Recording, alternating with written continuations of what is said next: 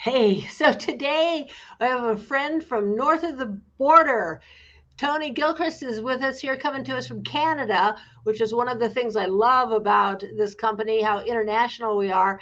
And we're going to talk about either you get to grow or you're going to go, right?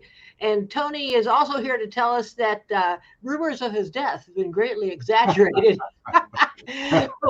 We'll get into all of that in just a minute. Be right back in 10 seconds.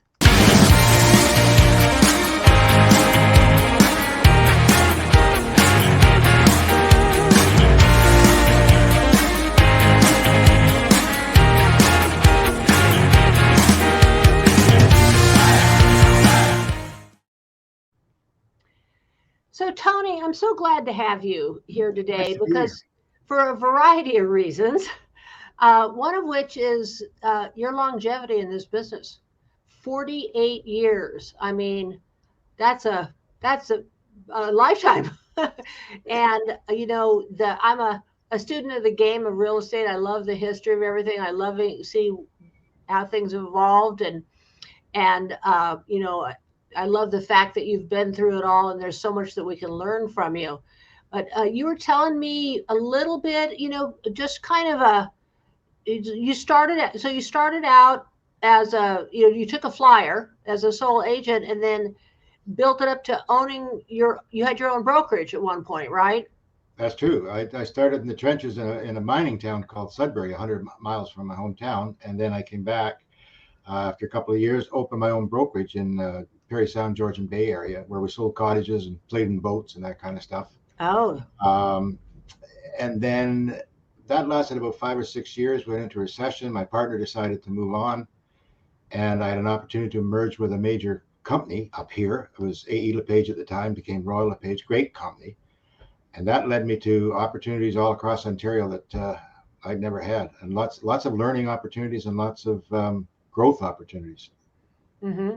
And you said something that I really like and keep reminding myself of is that recessions bring opportunity. A downturn in the market brings opportunity, and then it's our job to recognize them and then capitalize on them. So you merged with Royal LePage, was it? Yeah, it was AE LePage at the time, and then Royal Trust was a big trust company. Eventually, they merged in 90, I forget what it was, 89 or something like that. Oh, okay. All right. Well, that's the year I got in the business, and then you went into management. I did, and actually, when I went with LePage, I was a selling manager, and then the business model was that you could not sell as a manager, and that was a competition thing because we Hmm. would say, "Why do you want to work with John Smith?" Who was my first broker, by the way, uh, because Real it's nice. all under his name. He's a good guy. Um, yeah, so I just went into management. I got a chance to move all over Ontario, worked with some fabulous people, learned a lot. Um, Actually, when we merged with Royal Trust was the first time I got really introduced to personal development, and the first guy I saw was Les Brown, and I was blown away by that. So yeah, I learned a lot from other people, and hopefully some learned some stuff from me too. Yeah, that's one of my core values is education. So we have something in common there. So management, Royal LePage, and then I corporate shakeup, something like that. Yep, big shakeup. They were the last ones to really go franchise. So I had been running around climbing the corporate ladder, and the wall that my ladder was against collapsed right in the middle Wow. of my peak earning years. And I was like, oh man, what do I do now? And they went to franchises. I came back to my hometown, tried selling a little bit, really didn't like it. Um, Going back into my own town, selling it. Selling. I became a member of the International Business Brokers Association, and I worked with a company out of Toronto selling businesses for a number of years. Um, Got a call, surprisingly, and asked if I would be interested in going back into a very good franchise just north of Toronto.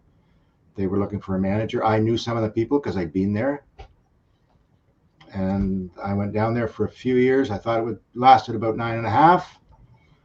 I called the owner and said, I'm the kind of manager I used to have to fire because I'm thinking about Friday on Mondays. So, and then I Yeah. retired again from that. And so you retired at that I point. retired from that branch and thought I was retired and done. And so, okay.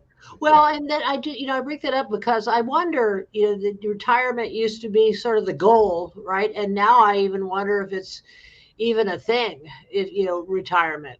Well, So Kathy, you, one of the things, and you're absolutely right. I have friends that own their own businesses are still doing what they like to do. They're not hmm doing a lot of the stuff that gives you heartburn. hmm And I always admired that, but it's pretty tough in the real estate industry to find something that you like to do. And I actually peel right. back the layers for myself. What do I like to do? And I like working with values-based people and cause-based organizations, and I like collaborating with people. You know what I mean? That's hmm something that was the big thing that I really enjoyed. So Anyway, so I had that chance later on with you, England Volkers to help them build something after I okay, left the franchise. Then I came back thinking, I think that's it. I got a phone call from retired again, retired again, thinking I was right? done. So we're up to two. I can tell you there's a very fine line between complacency and contentment. And I'm very content. I Uh-huh. sometimes I can get too content. And I think I was going into that complacency period. And fortunately, a gentleman, John Lusink, well known in the industry, he called me and he said, "You got to see this business model. I'm taking a look at bringing it into Canada. We're doing some work with them." So I said, "Okay." I went down and met him, met Jason Gessing, who's a real nice man. He showed me the model, and I said, "You got to be kidding me! That solves every problem I had." Like I didn't want to open a brokerage because I know what that's like. You know, you're working for yourself, especially in a small community. Too much work to build it up. Had all the education, had everything that I needed, without the headaches and hassles and risks of losing thousands of dollars, and the opportunity to help other people have a broader business than what they currently have if they're in sales. And so obviously we're talking about the EXP model. Mm-hmm. And, there's the saying that we have is that once you see it, you can't unsee it. And so what you saw for yourself, and one of the things I really love about this company is that, there's a spot for everybody, no matter if you're just a solo agent and that's how you want to run your business in your life. Great spot for you. You want to have a giant team? Great spot for you. You want to have a team in multiple states? Got a spot for you. But in your case, I'm hearing something that I haven't really had the chance to chat with people much about is you brought your experience in the industry in sort of the business end of the industry and saw opportunity here to build the business without the overhead and the hassles. Is Yep. so Yeah. And in all the years that I worked, life gets in the road for people. I saw a lot of salespeople, good people. Something happened and they had no backing. You know what I mhm. mean? Their business would fall down. And what I saw here when I saw the model, a couple of things was, if you're not working, you're not earning in sales, right? Mhm. This was an Right. opportunity for people to protect and grow their business while they're working. Also, there's never an equitable way to build have a pension or build a retirement. Mhm. With the ownership here, there is. I saw many people. They worked hard for years. They spent their whole life building a career in real estate and sales, and then just they have to retire and they walk away in the sunset, and all that business falls behind them. I saw I saw a different opportunity for many people not to have to do that, and it's fun to share it. Yeah. Well, how so you've been with EXP for what, 4 years now? 4 years now, and we're getting good traction in Ontario now, and I'm Wonderful. kind of blessed. I've got a bit of an organization in South America and a foothold in Europe. So, Oh, wow. Wait. Hold the phone. mm, So, I tend to be very sort of US focused just because that's how myopic I am. mhm. But so what you're telling me is that you are building a business not only in Canada, but also where else? Well, I'm in Brazil, I'm in Portugal, got a little bit of Spain, and I can tell you it's a young man by the name of Ernest Furtado who was a commercial agent, is a commercial agent in Toronto, and I met him through a colleague of mine that's with EXP. And he said, I've been looking for a reason to expand my wings outside of Canada, and this is it. And he and his wife grabbed their passports and said, let's go open up Portugal. Let's go open up Brazil. And I said, thank you. So if I was a meme right now, I'd be the meme that goes like that. I mean, that's, I mean, talk about expanding your thinking, Tony. I mean, it's unlimited, right? I mean, what your opportunity is unlimited. Well, and I never thought that would ever happen to me, in all honesty. There's a guy named Larry Kendall. I don't know if you know him. He wrote a book called Ninja Selling, and there was a line. There's a line in there that says, "Think big, live simple, make a difference."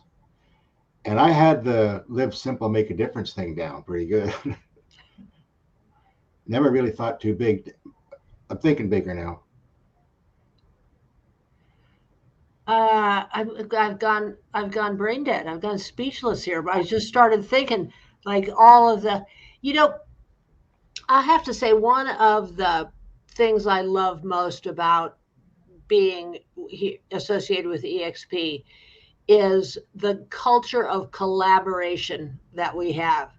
I mean, here I am, you know, meeting you, talking to you in Canada. I'm in Nevada, you know, over video, talking about you building businesses in Brazil and Portugal and Canada. And it's phenomenal. It really is phenomenal what's happening in the real estate industry and how our company is supporting us to be able to do that. And the fact that, you know, if retirement's not really a thing, how do we get to a place where we can choose to work or not work? And it's also provided us that vehicle. That's a big deal with a lot of people in the real estate industry retire because their social interaction a lot of times disappears, right? I mean, they still have their friends and that, but I have a son-in-law with a big bank up here in Canada. He said it's now work-life integration, and that's what I feel that we have now, and the opportunity to have, the opportunity to have that and it's a big deal. I'm still trying to learn the technology, but I'm getting there. Well, look at you now. So how does it feel, Tony? That's a great question. I peeled back when I came home at my age. I peeled back and I said, what do I really like? What's it going to say between talking about somebody thought I died?